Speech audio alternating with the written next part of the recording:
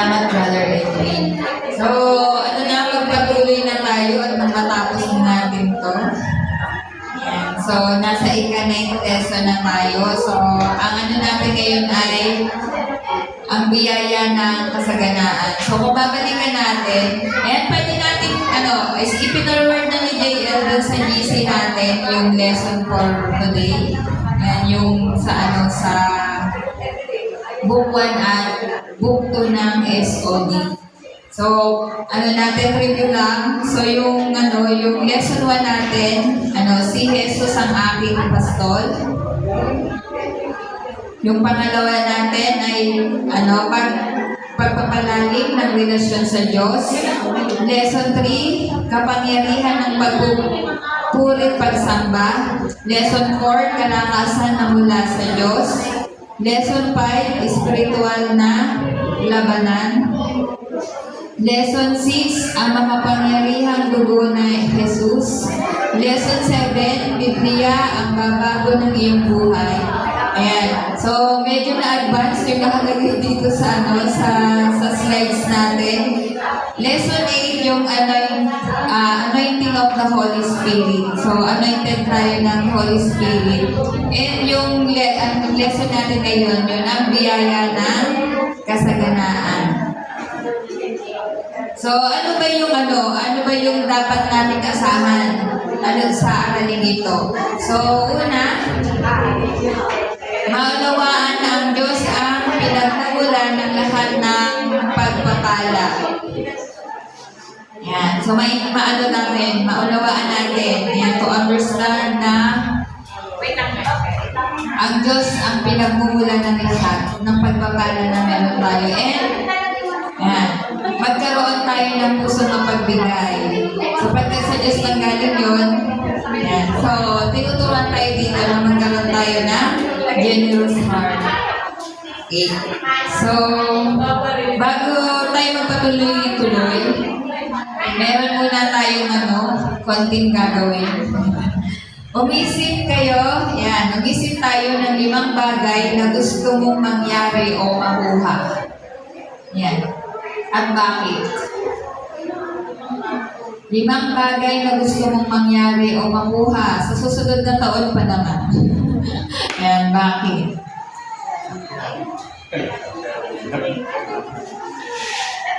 Limang bagay na gusto mong mangyari o makuha sa susunod na taon. Bakit? Nakapag-isip na po ba? Anong gusto mong mangyari? Anong gusto mong mangyari? Ano yung gusto mong makuha?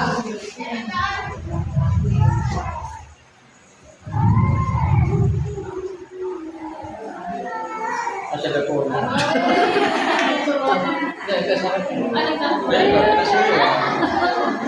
Limang bagay na gusto mong mangyari. Ayan. Personal, spiritual, social, physical, lahat ng aspecto. Ano gusto mong mangyari? Ano gusto mong makuha? Financial.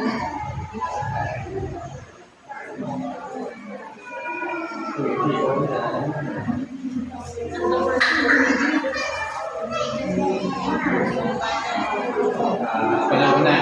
Wala na daw si Brother Edwin. Walang ganyan na. Nakapulaan. Siyempre po tayo bilang tao, napapagod natin na mag-exercise tayo sa financial blessing ng Panginoon.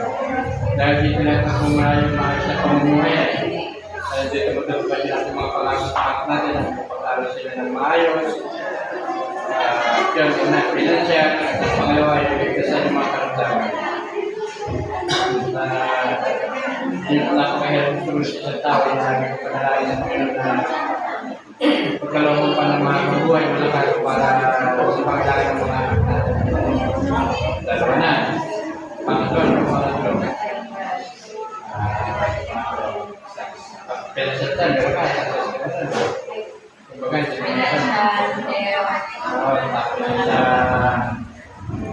siyempre, huwag na sila challenge tayo.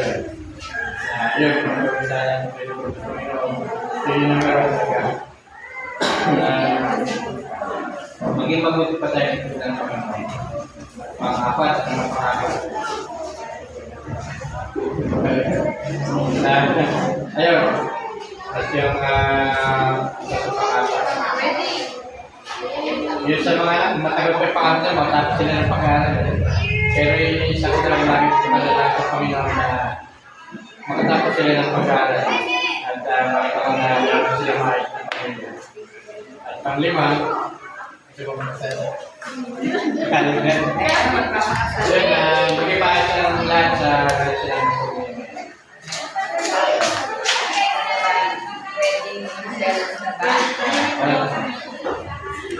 Abay ako ah.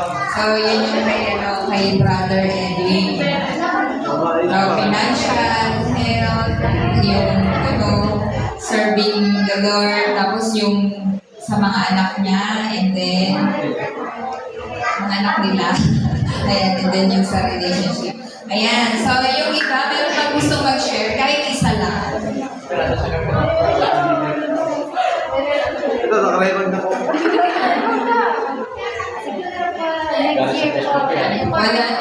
Looking forward ko ng mga talaga yung pagdating ko kay God. Mas tumutulong ko yung pananampalataya ko kay God. Second po, be more productive po sa life ko po. And then, happiness po. Mas maging masaya po yung life ko doon. And then next po, with honors po. Kasi po, magkapasukan na po. So next year po, looking forward po na sana po. Maging maayos po yung pag-aaral. And then, last po is maging mas masagaan yung family po namin. And lahat po natin. Praise God. So, meron pa bang gusto? Oh, ano na kayo sa susunod? Ayan. So, thank you, Brother Edwin and Sister Johanna. Ayan, si Sister Johanna. Okay, next naman. So, ito naman. Umisip ng 5 bagay na gagawin mo para sa Diyos sa susunod na taon at pa. Para sa Diyos, hindi para sa sarili. Para sa Diyos naman. Ang magsishare naman yung hindi pa nakapag-share.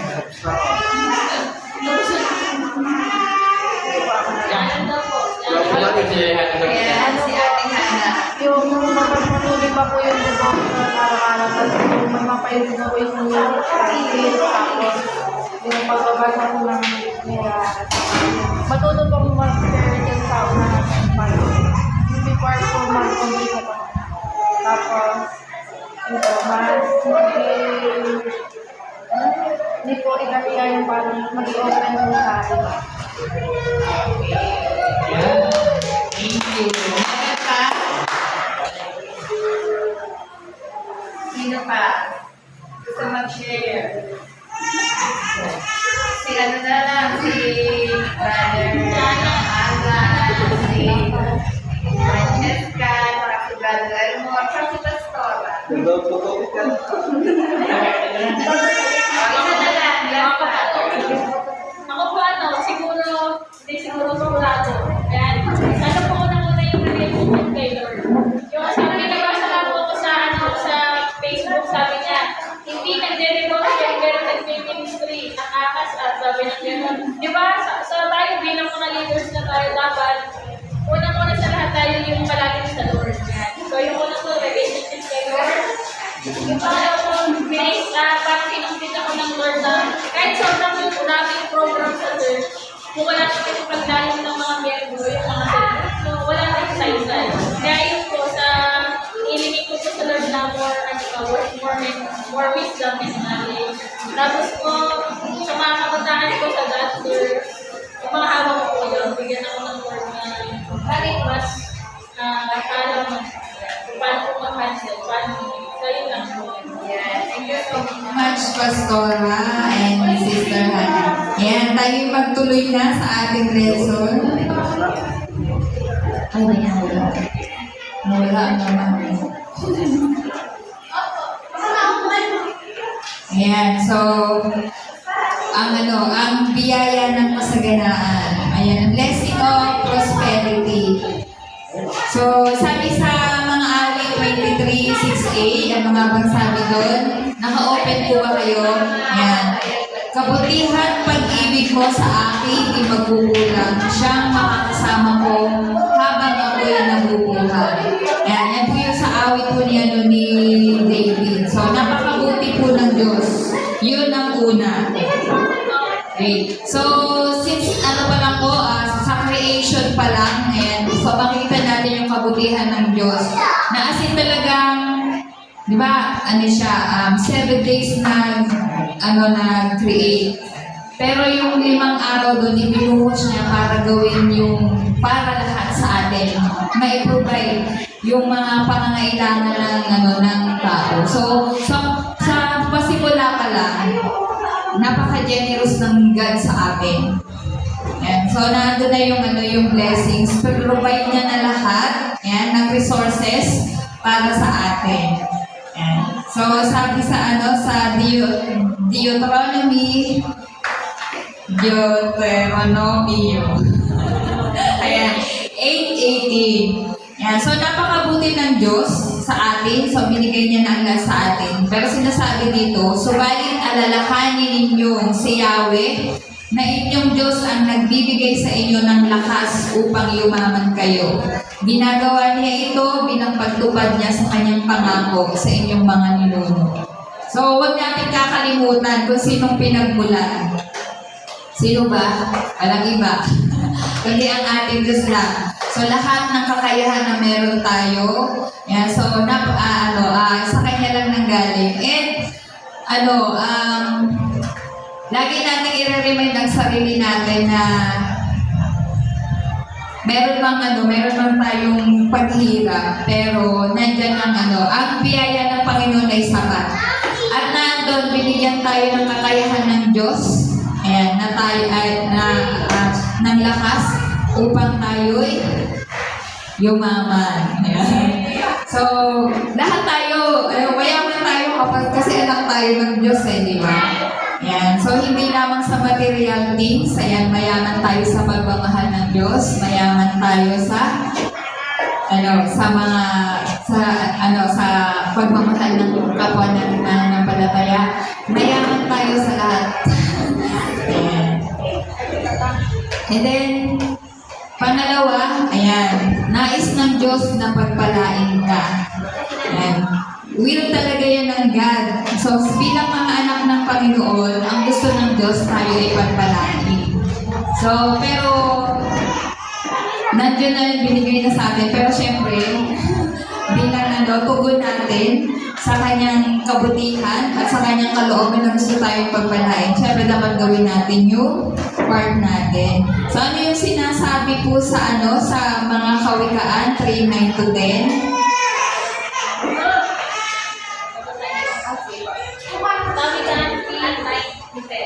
Aramalan mo si Yahweh sa pamamagitan ng iyong mga kayamanan at mula sa iyong mga pinakamainam na ani sa iyong sandugan. Verse 10, sa gayon, kapalit mo ay lagi ng nakapaw, sisindan ang inumin ay hindi ka masusunod.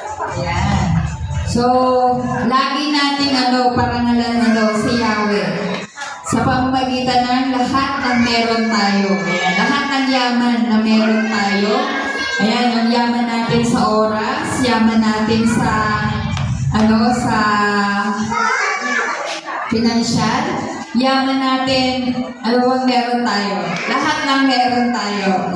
Ayan, yung sa talento natin, ayan, so lahat, parangalan natin sa Yahweh kung ano yung meron tayo. And, ano yung kapalit nun? Ano yung promise na nun? Ayan, lalong pagpapalain ng Diyos ang sisiglan natin. As in talaga, siksik, liglig, umaapaw. So, ayan yung sabi, tinitingnan ng Diyos ang heart natin. And yung generosity natin, kung gaano yung katapatan ng puso natin sa Kanya. So, hindi naman niya tinitingnan kung ano yung halaga, kung malaki ba man yan o maliit. Ang tinitingnan niya ay yung puso natin. So, ang ating katapatan ay ang pagpapala ng Diyos. Okay. Pangatlo, ayan, tularan daw natin yung paghahandog ni Abel. Paano ba ginawa yung ginawa ni Abel? Sa pag-ano natin, di ba, ano sila? Magkapatid. Bakit mas kinalugdan ng Panginoon yung offering ni Abel? Ano yung katangian ng paghandog na ginawa ni Abel? So basahin niya muna natin yung sa Hebreo 11:4. Ayan, dahil sa pananampalataya sa Diyos, si Abel ay nag-alay ng mas mabuting handog kaysa sa inihandog ni Cain. Kaya naman si Abel ay kinilalang matuwid nang tanggapin ng Diyos ang kanyang handog. Kahit patay na siya, nagsasalita pa siya sa pamamagitan ng kanyang pananampalataya sa Diyos. Yun. Out of faith ni Abel, yung kanyang paghandog sa Panginoon. Kasi talagang pinili niya yung walang kapantay. Yun kasi talagang the best dun sa kanyang mga ani. Compared dun sa ihanog ng kapatid niya. So, ganyan yung inano sa atin ng God. So, bilang kanyang mga lingkod, ayan, tularan natin yung paghandog na ginawa ni Abel. So, paano tayo maglilingkod? Siyempre, ibigay natin yung ating pinaka-best. Best among the best. Kung tayo ay nag-i-excel sa school, yan. So, mas lalo tayong mag-excel sa paglilingkod kay Lord. Yung asing talagang pinaka-best natin yung ibigay natin. Hindi lamang si Abel, and even si Abraham. Out of faith yung paghandog na binigay niya. So sa Genesis 15:6, si Abraham ay sumampalataya kay Yahweh at dahil dito, siya itinuring ni Yahweh bilang isang taong matuwid. So ano ba yung offering ni Abraham? So dahil doon sa pananampalataya niya, kahit mismo yung kaisa-isa niya, di ba wala siyang anak, iisa lang talaga kay Sarah. Ayan. Pero hindi niya yun ipagkakait kay Lord, ibibigay niya. Pero lang naman yun doon nasusubok yung natin yung pananampalataya natin. Kung hanggang saan. Pero di ba si Lord pa rin naman yung nag-provide. Kung ano yung kanya talagang ihahandog. Hindi naman talaga yung si Isaac yung pero hindi siya nagdalawang isip, di ba? Wala siya. Talagang nag-obey siya. So tayo bilang servant of God, yan, walang excuses. Obey lang ng obey. Ayan. So doon masusukat yung natin, pananampalataya. And then sa Hebreo 11:6, kung hindi tayo sumasampalataya sa Diyos, hindi natin siya mabibigyang kaluguran sapagkat ang sino man lumalapit sa Diyos ay dapat sumasampalataya may Diyos na nagbibigay ng gantimpala sa mga nananalig sa Kanya. Niniwala po kayo? Yan. So, dapat andun yung pananampalataya natin na basta ginagawa natin kung ano yung nagbibigay ng kaluguran sa Kanya, meron siyang kapalit na lagi siyang merong pagpapala para sa Kanyang mga anak. Okay. Number 4, ang paghahandog ay sumasalamin sa ating kaluluwa. Yun. So, doon makikita. So, yun yung sa 2 Corinthians 9:6. Sabi dito, ang bawat isa ay dapat magbigay ayon sa sariling pasya, maluwag sa loob at di napipilitan lamang, sapagkat iniibig ng Diyos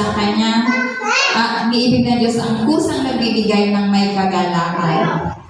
So, kung ano yung talagang taos sa puso, galing sa puso natin. So, makikita doon kung paano, sa pagbibigay natin, kung gaano yung pananampalataya na meron tayo sa ating Diyos. Yan. So, ang nais ng Diyos, ang nais ng Diyos na paghahandog ay bumubukal sa puso, hindi sa bulsa. Kahit gaano pa man kalaki yung offering na binibigay natin, pero hindi naman siya maluwag sa puso natin at tayo napipilitan lang. wag na lang. Hindi siya kakalugdan ng Panginoon. So, di ba yung ano yung sa Marcos 12:44, di ba yung sa yung byuda? Yan, basahin na lang natin. Sapagkat, parang ano yung ano, tama ba yung verse na nakasulat dito? Sapagkat ang lahat ay nagkaloob ng bahagi lamang ng kanilang kayamanan, ngunit ang ibinigay ng byudang iyon, bagamat siya'y mahirap, ay ang buo niyang ikinabubuhay. Okay, so di ba yung mga mayayaman, ang lalaki na binigay niya, pero ano lang as in talagang kapiraso lang naman talaga siya ng yaman nila. Pero yung babaeng balo, as in yun lang talaga, lahat na, parang yun lang yung meron siya, pero dahil sa pananampalataya niya at pag-ibig niya sa Diyos, binigay ng lahat. So, hindi sukatan kung gaano kalaki o kaliit ang binigay natin. Ang tinitingnan ng Diyos ay ang puso natin. Okay, next, ang handog na nagdadala ng kaligtasan. Sino ba yan? Yan, dahil sa pananampalataya sa Diyos, ito yung ano tawag dito?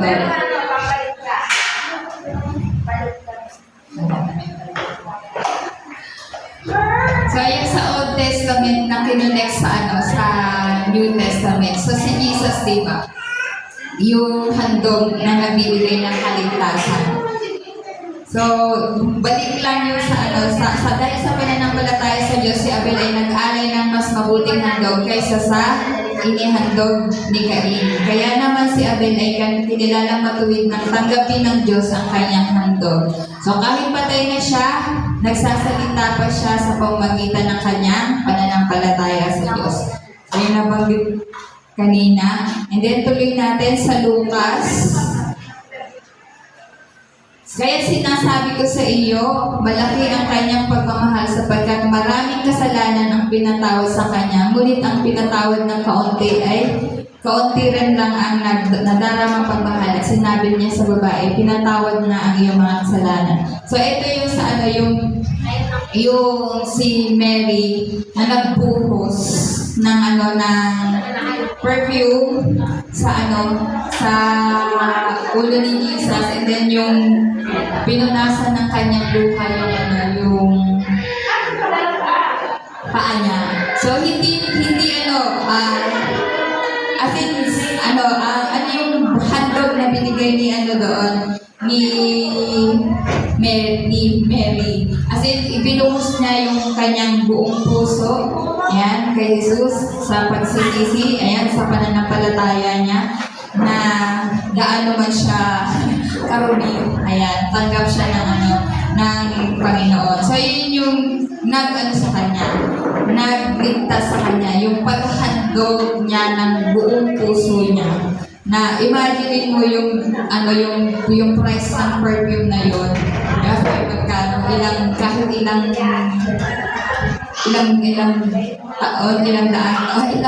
taong sweldo. Yun, savings niya, pero hindi siya nagdalawang isip na ibuhos. Ayan. At ang handog na binigay niya ay yung mismong luha niya, yung pinangunas niya sa paa ng Panginoong Jesus.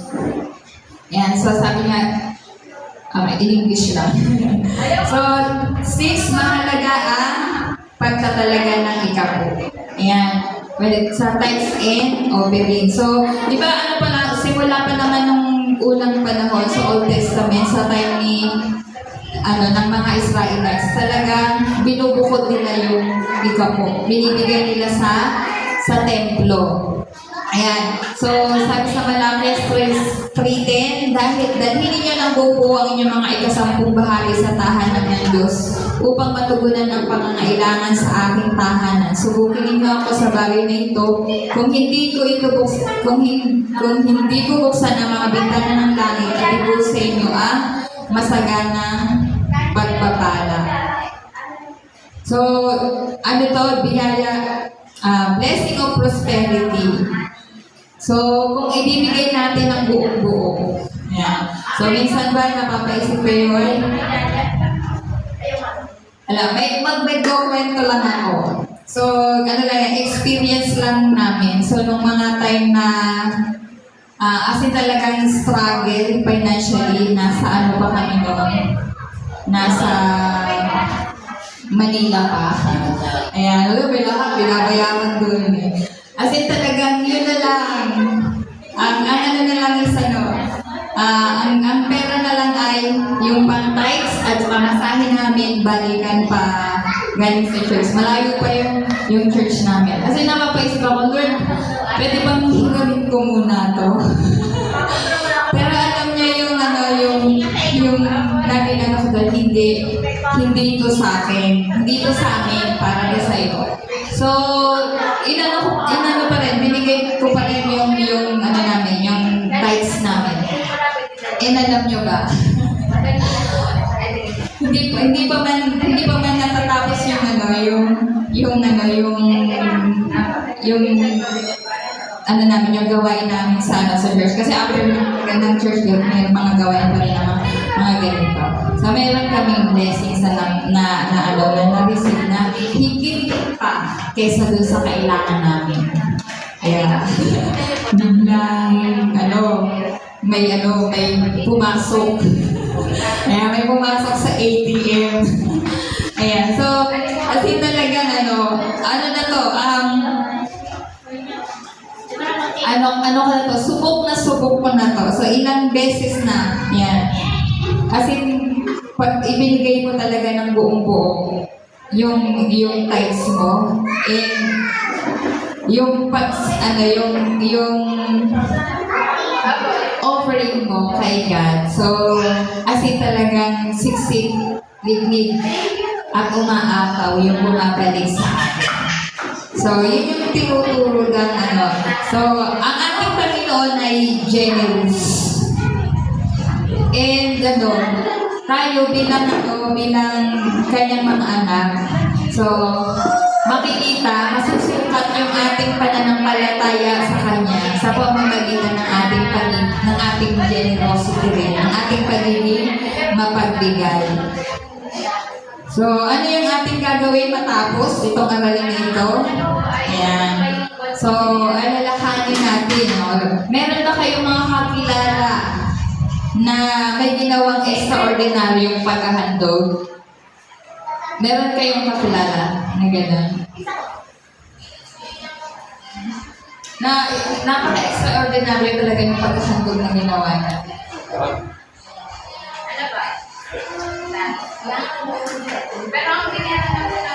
Tao ito no? May kakilala ka ba na tao? Kasi kung hindi tao, ang napaka-extraordinary yung paghahandog talaga ginawa si Jesus Christ yun. Yan, pero tao. Yan, meron lang akong kung wala kayong naiisip, ako may naisip, yung may-ari ng Colgate Palmolive. Napaka-extraordinary yung paghandog na ginagawa niya. Kasi instead na 10% lang yung ibibigay niya sa church, baliktad. Yung 10% lang ang kanya, yung 90% ang inihahandog niya sa Lord. So sana tayo din, doon tayo sa punto na gano'n na. Kasi yung 10% na lang ang atin at yung 90% yung ibibigay natin para sa Panginoon. Ayan. So, ano yung assignment natin? Siyempre, basahin natin. Again, yung nandyan. Pwede i-forward ko rin pala yung mga previous na lesson para mabalikan. And then, yung tanong sa module. Yung module kay Pastor. Ayan, so, tayo manalangin. Salamat po, Panginoon, sa oras na ito, Panginoon, na itinuro mo po sa amin na ikaw po ang aming Diyos na pagbigay. Ikaw po ang napaka-generous namin ng Panginoon. Ngayon po, din bilang kami yung mga anak, magkaroon kami ng puso, O God, na kagaya ng sayo, God, sa pagbibigay, Panginoon. Tulungan niyo mga po kami, Panginoon, na maging kagaya mo, Panginoon, na hindi mo po pinagkait ang iyong handog, ang iyong nag-iisang anak para lang lamang po sa kaligtasan ng marami. Lord, maraming salamat po, Panginoon. Ikaw nga po ang patuloy na magbigay sa amin ng kakayahan, Panginoon, ng karunungan, Panginoon, sa gawain po ng pagbibigay. Lord, sa iyo na po namin pinagkakatiwala ang lahat. Kayo na po ang bahala. In Jesus' name, Amen. Di pa po tayo tapos. Susunod po tayo sa pangalawang bahagi. Ayan, doon naman sa vision.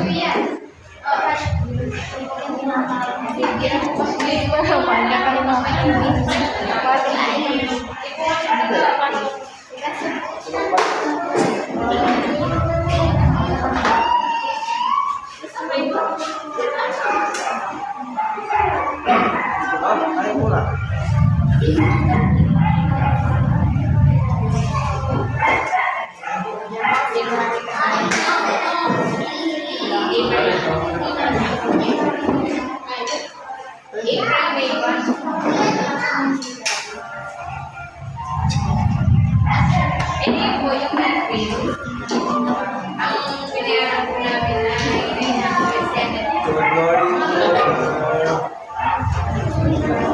Hello, wala na si Gwen. Kamu na yun.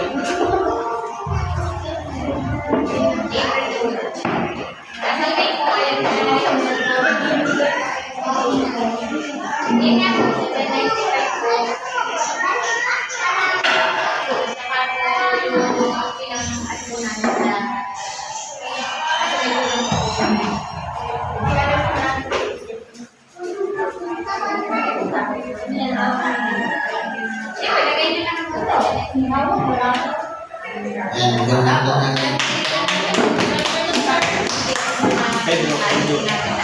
ano naman po natin lesson po namin natin yan ay paghahanda sa consolidation.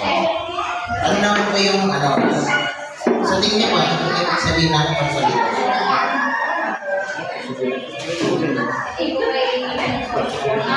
Consolidation. Consolidation.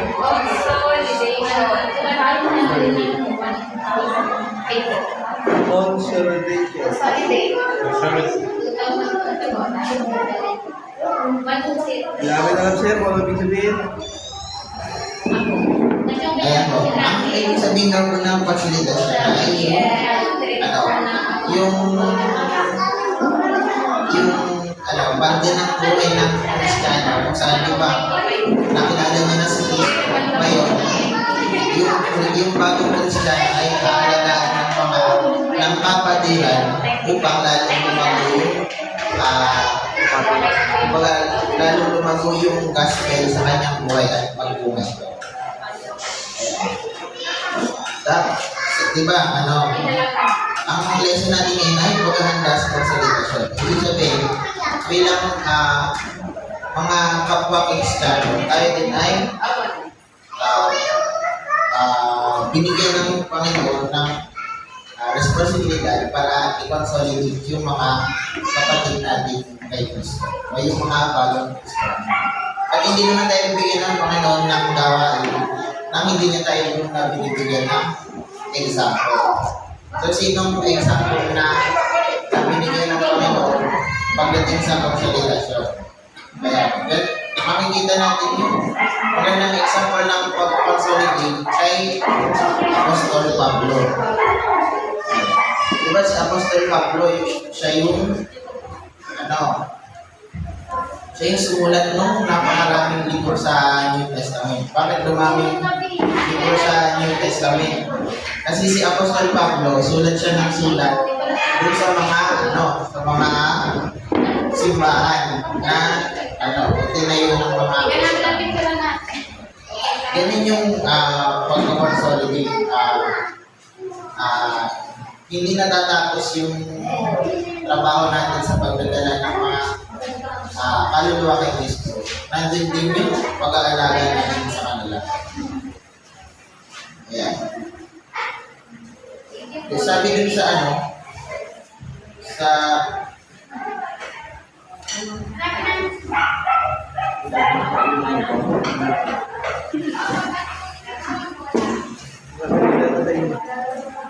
Sabi ni Apostol Pablo dun sa unang Korinto 4 verse 15, sabi niya doon, sapagkat kayo naging mga anak ko sa pananampalataya kay Kristo Jesus, sa pamamagitan ng magandang balita ipinangaral ko sa iyo. So, ibig sabihin, kapag pala daw, nagdala tayo ng kaluluwa kay Kristo, nandun na din yung responsibilidad natin na alagaan sila. Kumbaga bilang isang ama. Kanina naman tayo kukuha ng example bilang isang ama. So, tingin nyo, sino pinakamagandang example ng puso ng isang ama?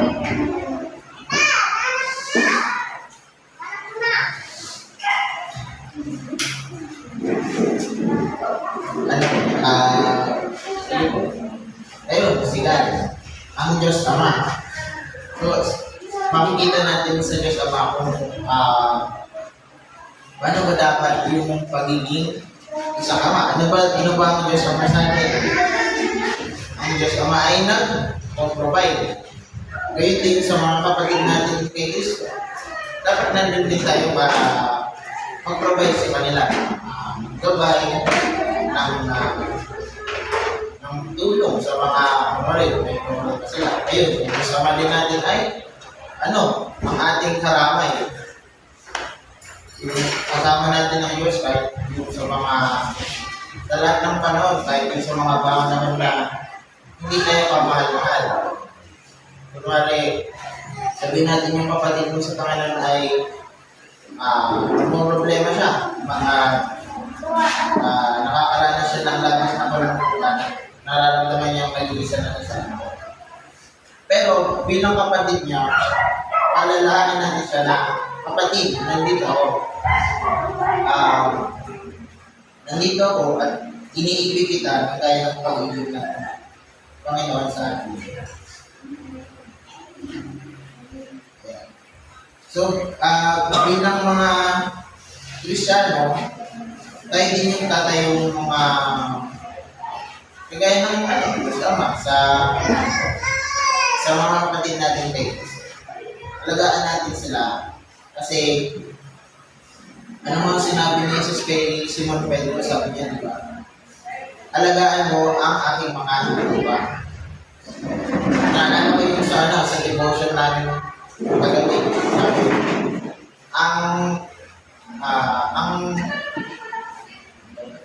Ang kaharian ng Diyos ay parang butong na hinasik sa matabang lupa. Ito ay tumubo at nagbunga ng masagana. Pero sasabihin ko din sa inyo, di ba kapag naman tayo hindi natin, kahit anong taba ng lupa, hindi naman yan magbubunga ng maganda kung hindi natin naalagaan. Kaya din sa mga kapatid natin sa Panginoon. Hindi pwede yung sesyonan mo lang siya ng gospel, tapos bahala na siya. Siyempre, walang mangyayari po. Kailangan natin silang alagaan at gabayan sa dahil natin kay Diyos. Kasi ay mga tao, hindi tayo ginawa ng Diyos na mapag-isa. Ginawa niya tayo para samahan ng isa't isa sa dahil ng Panginoon. Kasama natin yung lakad natin sa Diyos. Ano ba yung mga principle ng consolidation o pag-aayon? Una-una, syempre, tanongin muna natin yung kapatid natin sa Panginoon. Sino ba si Jesus sa iyo? Sa inyo po, sino po si Jesus? Ayan, Diyos at tagapagligtas. Kasi kung hindi nila naiintindihan na si Jesus ay ang Diyos at tagapagligtas, wala din pupuntahan yung pag-aalaga natin. Kasi hindi din naman nila maintindihan. So, dapat unang nilang maintindihan yung gospel. Sabi dito, devote yourselves to the apostles' teaching. O yung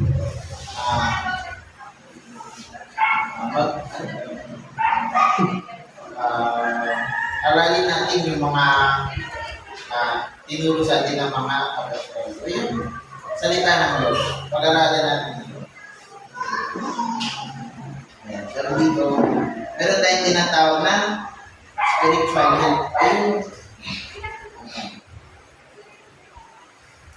Yung spiritual health, sabi sa unang Pedro, verse 2.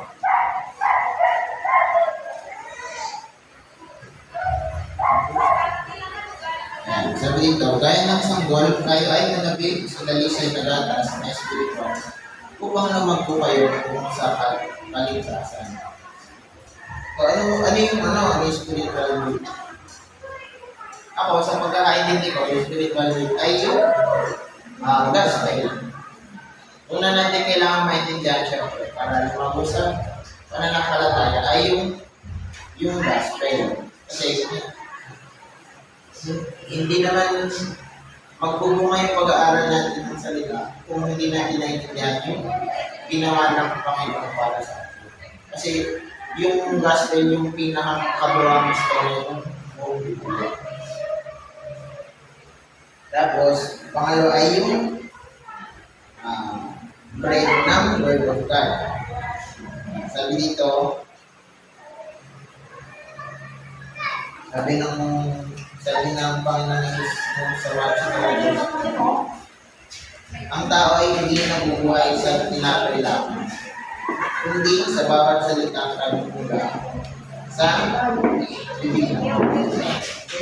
Bilang mga Kristiyano, yung mga kapatid natin kay Kristo, walang mangyayari kung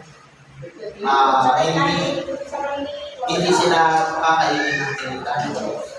Kasi yung salita ng Diyos ang pagkain ng ating Espiritu. Hindi natin pakakainin, mamamatay. Pangatlo ay yung solid food. Sabi sa Hebreo 5:14,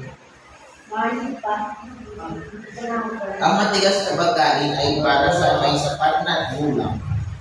At dahil sa pagsasanay ay marunong na kumilala ng pagkakaiba ng mabuti at masama.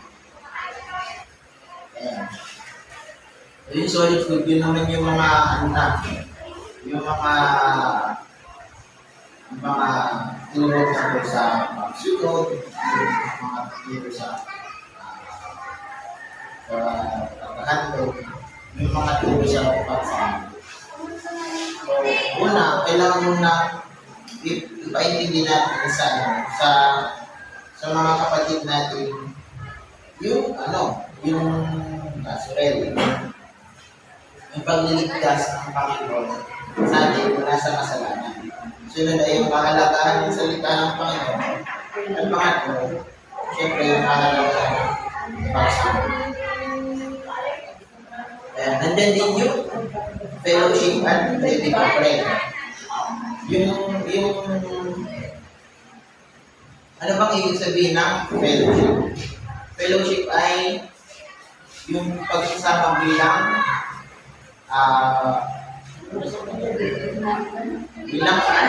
kapatiran, bilang magkakapatid.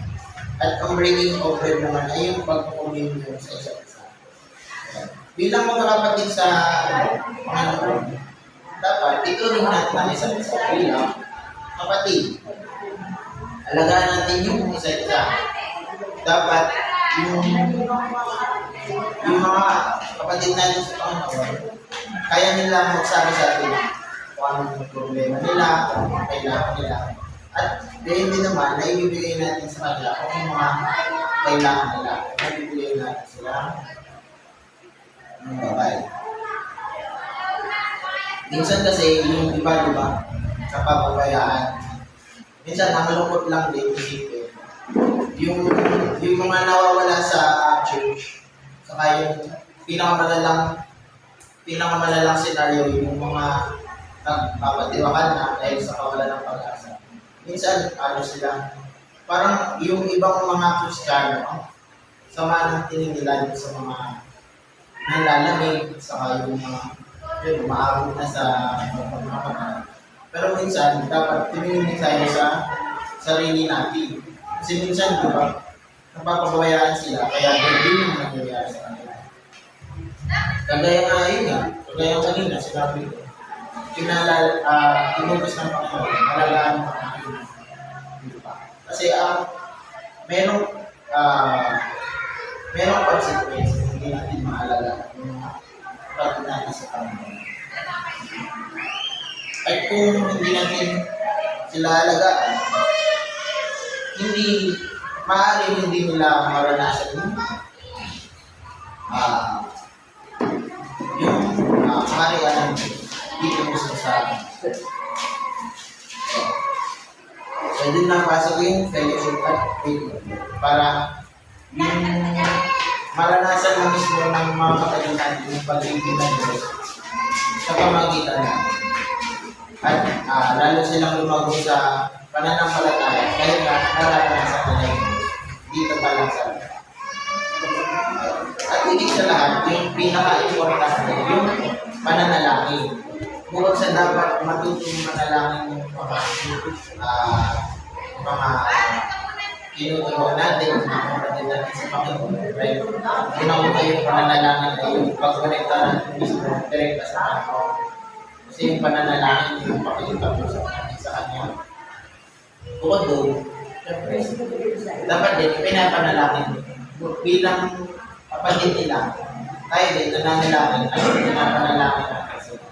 Para lalo silang mapalapit sa Panginoon. Kumbaga, ang tawag doon, intercession. Mag-i-intercede tayo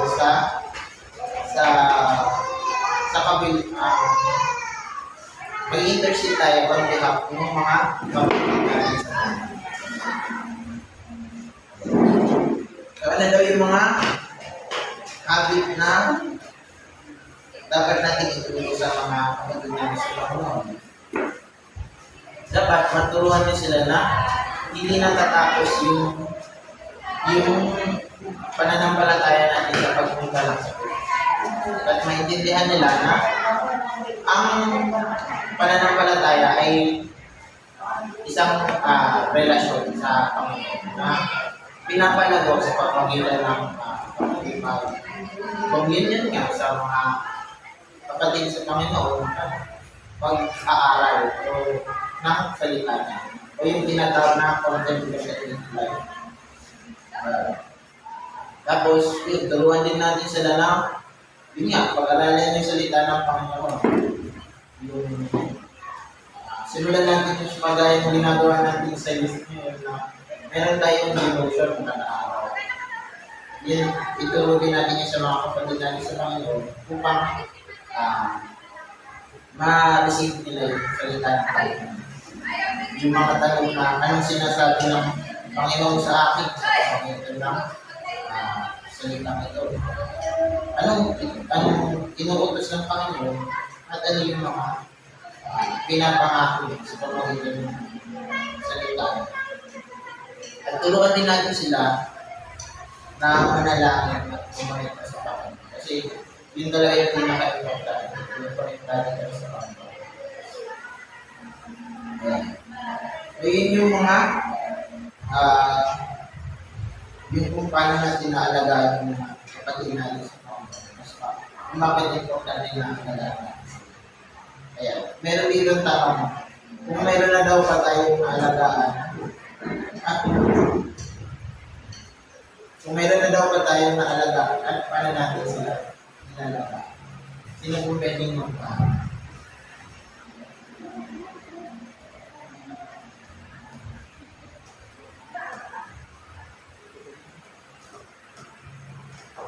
Wala akong makapagalagat. Ang sipag-pasok ko. Pet pa lang pala. Lari, Kaya basta kami lang, kay yun sa anak niyo? Chaos din. Literal chaos din. Kaya sa church kasi, may Sunday ngayon, may CCTV. Meron kaming sport friends. Basketball din pa, mga lalaki pwede sa basketball. Kung may naalagaan kami, hindi lang naman ako. Effort din ang buong yun. So din nasama sa youth fellowship, ganyan. Every Sunday, at sa awa ng Lord ngayon, siya na po si Pastor Michael. Dati siya kasing addict. Dati namabato siya ng church namin sa gate. Pag may Sunday siya, boom! Siya pala yun, nagbabato ng church. So ayun, yung testimony niya rin ano. So magandang bagay ngayon na hindi lang, parang ay open din sa akin ngayon ulit, na hindi lang general. So katulad ng ginawa nating bahay-bahay, hindi lang pala doon natatapos ano, dapat may follow up. Yun lang po. Sa ano. Oo. Sino naman sa mga memory lang na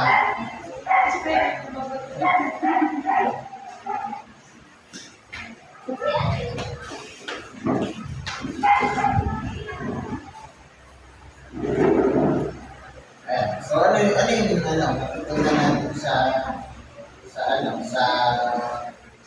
aralin bilang summary. Di ba, sinabi ni Pastor Rafael, hindi natatapos yung responsibilidad natin sa pagbahagi ng salita ng Panginoon. Nandiyan yung pag-aalaga natin sa mga kapatid natin sa Panginoon. Kasi bukod sa initis na Panginoon na tumayo kayo at bahagi niyo sa salita, nandun din yung utos niya na alagaan ng mga kapatid.